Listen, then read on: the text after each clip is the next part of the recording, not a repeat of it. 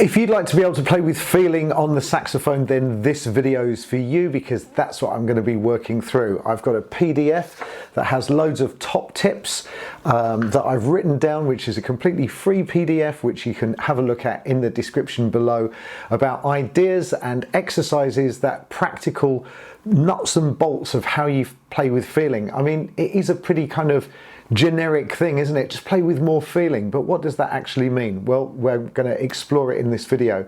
I've also got a backing track for you, which again is completely free of charge. It's from the Session Band group of apps, Soul Jazz Funk Volume 3. I've chosen a swing beat, and I've actually, just for a change, I've gone into one of their preloaded demos, C7 Blues. I've actually changed that into the key of A for no particularly good reason, and I've kept that in E flat because I'm going to demonstrate on my alto saxophone, but this video is for alto or tenor players, saxophone players in general, because the subjects and the ideas that I'm going to think about are applicable to whichever saxophone you're playing. If you think my channel's got some worth to it and it's really helped you, then you could really help me back by subscribing. That would be very, very helpful for the health of the channel. That means that my videos get pushed out in YouTube in front of other sax players who might also benefit from these tutorials. And you could also visit my website, which is saxmadesimple.com. There's tons of free content on there. You can also search, if you like my teaching style, you can search for any subjects, harmonic minors, 2-5-1s, rhythm, timing, whatever it is. You can search on there, and all of the free content has been catalogued so that you can just search through and it will give you a YouTube video based on that. There's also some paid content on there, which is pretty good stuff. There's a major scales course, a minor scales course, a blue scale course, and there's quite a few tune tutorials as well. So do go and have a look at saxmadesimple.com. Right, let's dive into it. So yeah, a client approached me, Norman, his name was. Hello Norman in Australia. And we ended up having a Zoom lesson together. By the way, if you'd like to have a Zoom lesson with me, you can. Just drop me an email, lyndon@saxmadesimple.com.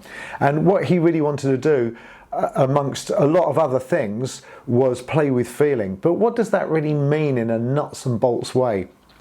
So if you have a look at the PDF, it's one of the first things that I've said is to use dynamics. And what that means is going from a quiet note, or the ability to play very quiet notes and very loud notes. And there's a really great exercise that I would encourage you to do, which is just simply playing from a really quiet note to a really loud note. I'll do this on a G on my alto saxophone. I would do it on a G on your tenor as well. So I'm going to start off, I'm going to take a fairly decent breath, not like a massive deep breath, but just a bit of a breath, and I'm going to blow from very, very quiet to very loud. Now, I hope that the microphone picks this up well enough, but I think you'll get the idea. So look.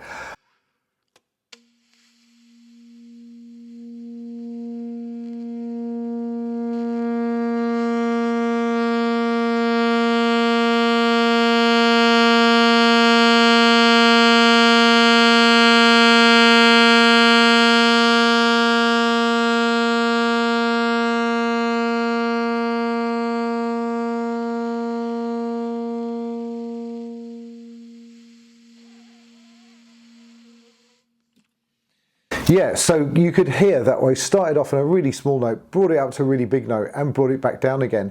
And if you think about language, if you wanted to speak, you know, if you wanted to tell a story, you would definitely do that with your voice. Some parts of the story would be very, very quiet, but other parts would be quite loud. So, you know, that just makes it a lot more interesting and dynamic and engaging. So I think that's one thing that you can immediately do, is see what your volume's like when you solo, and see if there's any difference at all, and expand and kind of accentuate that difference. So by the way, this backing track is just like a blues. So just for the sake of simplicity, I'm just going to be using the A blues scale for my alto saxophone, which is a D blues scale for tenor sax, just so that we don't get wrapped up in note choice. So just 6 notes of the blues scale, but have a listen. So I'll play some more quiet and more loud notes, and maybe change the volume of the note even through, and even while I'm actually playing the note, and that really does create dynamics and feeling. So have a listen.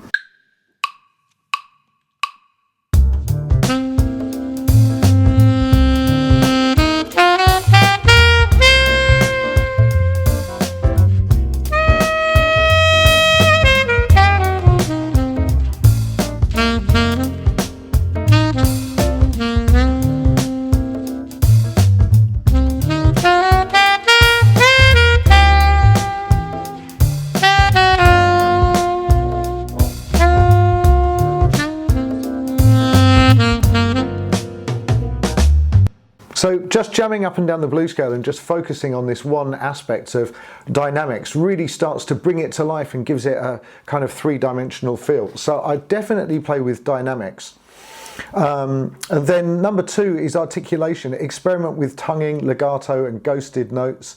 The same phrase can sound harsh or tender depending on articulation. So yeah, tonguing is a really, really interesting way to go about bringing more shape to your playing. And you know, I've got some clients that don't tongue at all. Sometimes I have to remind them, are you tonguing those notes?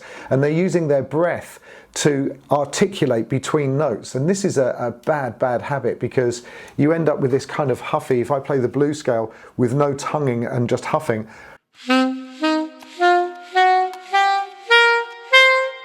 and can you see how fluffy and kind of woolly that sounds? So if I use my tongue,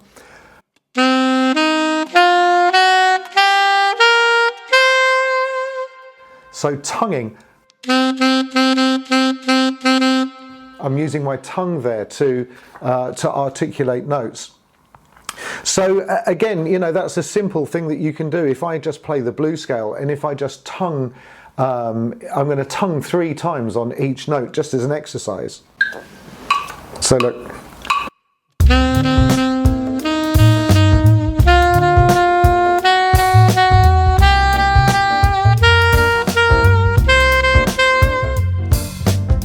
And that would be a good exercise. And then if I applied that, that will give my solo more articulation.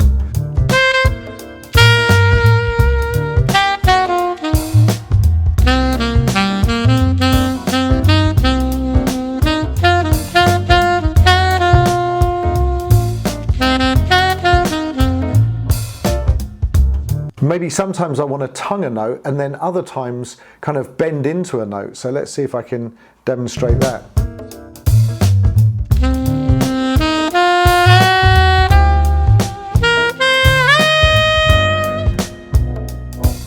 So could you hear that I tongued most of the notes, and then from that D to the E flat to the blue note, I bent the note into it,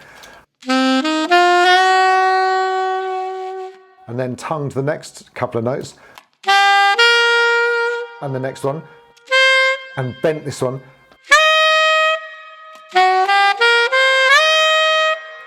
So that's another way that you can really get some nice feeling into your solo, is by thinking about articulation and tonguing. So time and rhythms, play slightly behind the beat for a laid back feel or ahead for urgency, and think about the timing and your rhythm is a really good thing to do. So what you could do with this, if you're not sure about timing and rhythm, is just think about either clapping along to the beat or just thinking about language. So you could just use the word da da da da da, use that phrase. Look, like this is what I mean. You could do this kind of thing.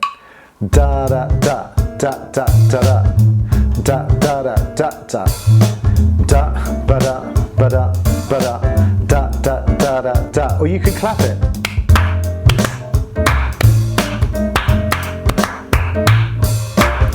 And where I'm getting this from is kind of conversation. So I went to the shops and it was really busy down there. I wanted to buy some cat food, but the aisle was really packed. Whatever, I'm just making that up off the top of my head. But can you see how that would fit? Look. I went to the supermarket trying to get some cat food. So I could use that. I could use that phrase, that sentence.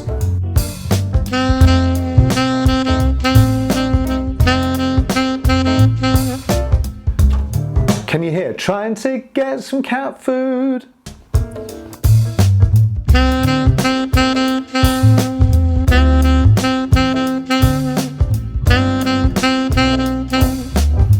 To get some cat food. So if you're not sure, just think about rhythm and see if you could kind of speak through the backing track, which, by the way, I've supplied for you. It's in the description below.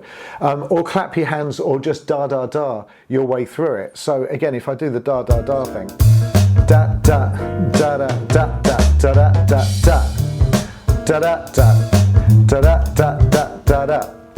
I know it feels a bit weird to do that on your own, but it's a brilliant exercise. It's really, really good, and it will absolutely help you with rhythmic ideas. So tone color is another one. Use subtones for intimacy or a brighter edge for excitement. Depending on the type of tone that you choose for your note will change the mood of the note and the communication of it. So your subtone, if I just play on an A, compared to a medium full tone or a bright tone. And again, you could probably hear that better in person, but you know, hopefully the microphones pick that up. But you know, that will make a difference as well to your feel.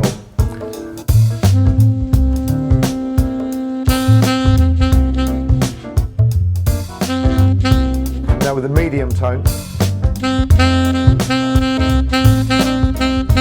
and you feel it feels a bit brighter and more powerful. And then with a really kind of full tone,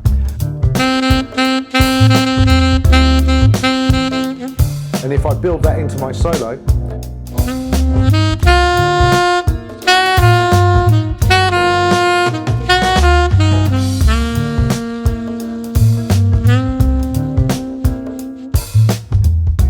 so the middle part of that was bright, and then when I got down to here, I'm allowing a bit more breath to come through.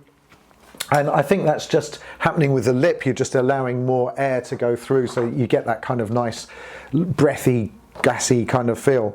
Number 5, phrasing. Think of phrases like a sentence. So we've already done that with cats going to the cat food. It kind of going to the supermarket to buy cat food rather. It's very similar to number 3. And it says, say it like you would speak it. But what it does say in phrasing, another really good idea is to create call and response phrases. So call and response phrases work really well. In fact, when I'm soloing, I have 3 laws of improvisation which I stick to, and again, this is something that I would share with anybody that was asking me questions about what makes a good solo. Number 1, keep it simple. Sax made simple. Just keep your phrases nice and straightforward. If you can develop the ability to create nice straightforward phrases, then you can always build up the complexity from there if you want to, but you really want to start with just making some nice, sensible, repeatable, straightforward, simple phrases. Number 2 is to use space in your solo. So lots of people kind of fill their solo up, fill the entire canvas up with paint. You don't need to do that. You can keep it nice and spacious. So make a phrase, leave a space, make a phrase, leave a space. It's actually quite hard to do if you're not used to playing like that. It takes a bit of discipline, but just leave space between your phrases. And the third idea is repetition, which is to take an idea and develop that idea or repeat it. And that's where that ties in to create a call and response phrase, because this idea of taking a musical structure of just a few notes, repeating that idea and then maybe adding a note. So again, it doesn't need to be rocket science. If I just go up the first few notes of the scale, that's my idea. That's my first part of the idea. Now if I repeat that idea, but this time I'm going to maybe change the ending slightly. So the first time, and the second time, and those two ideas complement each other, but they also contrast each other slightly by the ending. So have a listen to that if I apply it to the backing track.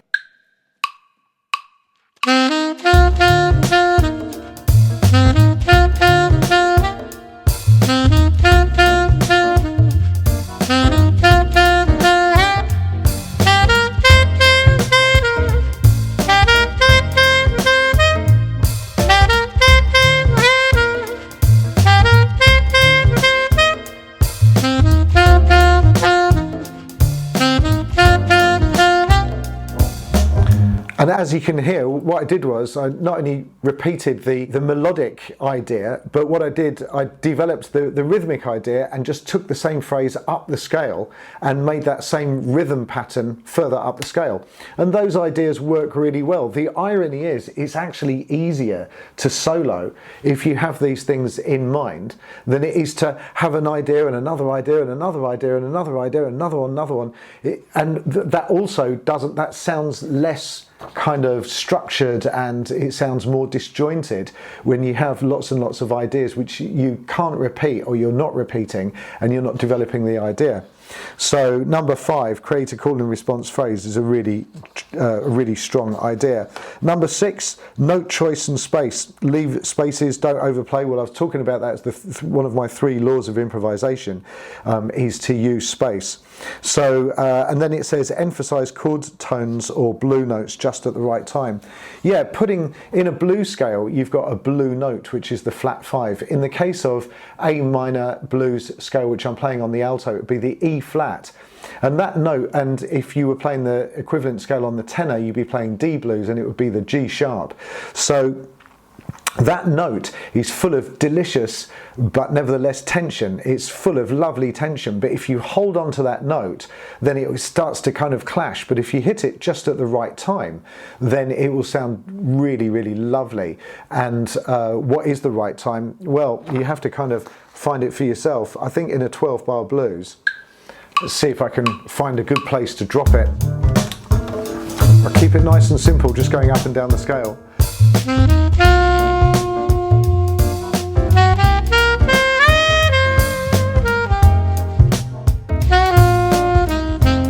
So I'll just use it as a passing tone, but now I'm gonna kind of use it a little bit more, feature it, look.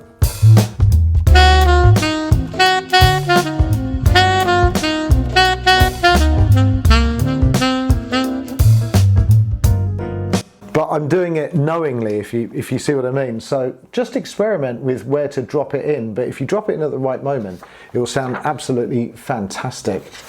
Okay, cool. So emotional intention. Well, I think this is a really big one, number 7. The thing is that if you have the intention, if you start off your solo thinking, I'm going to put as much feeling into this as I possibly can. And again, what does that really mean? Well, one thing that will prevent you from doing that is not knowing the scale by ear, in my opinion. Maybe you can do it, but I think it's a hell of a lot easier if you've memorized whatever it is that you're going to play, so you don't have to think about it intellectually anymore. What that allows me to do is to get more in touch with my feelings rather than my thoughts, if you see what I mean, and then I can push those feelings through the saxophone.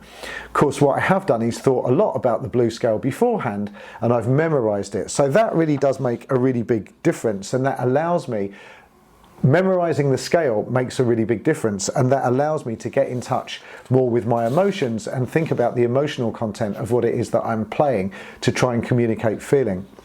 And number 8 is vibrato. Now this is a huge one. It's really, really big because vibrato just brings this lovely quality to your playing and really does add a beautiful feeling of sophistication, in my opinion.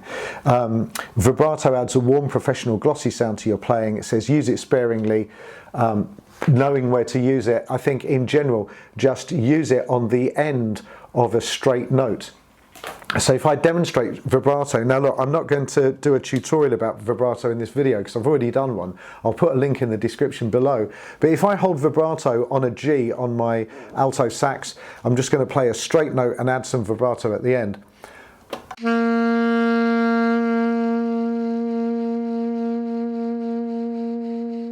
That wasn't the best I've ever done. Let's try that again.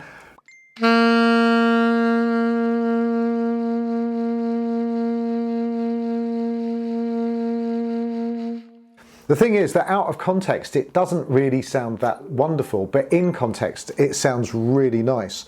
So let's put that in context. I'll try and make it really obvious what I'm doing. Again, just using the scale.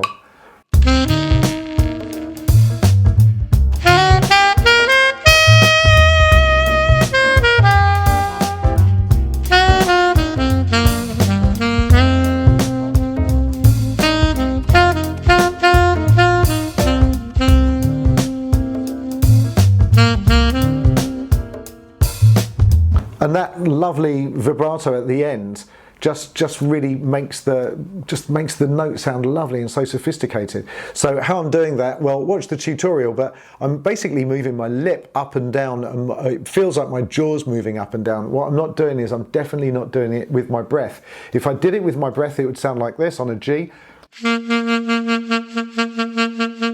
Which, as you can hear, doesn't sound very nice at all, and you get like a pulse. What you're looking for is a wave, you know, a beautiful wave, and then think about the frequency of the wave. Is it a really high frequency or a low frequency? What you want is something in between, in my opinion.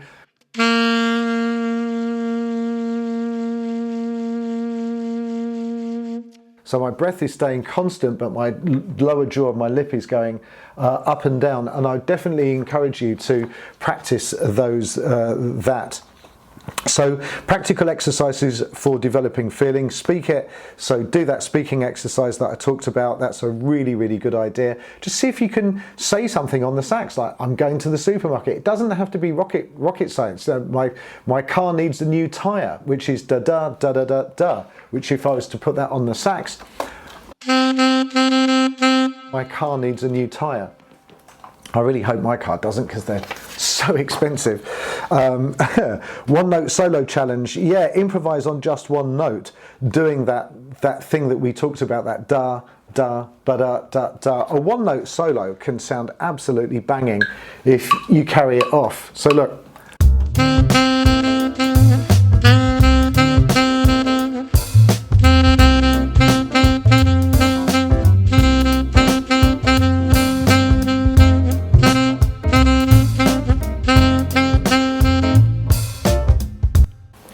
I think it sounds really quite nice, and if you do that with two notes, it just brings like a whole new dimension.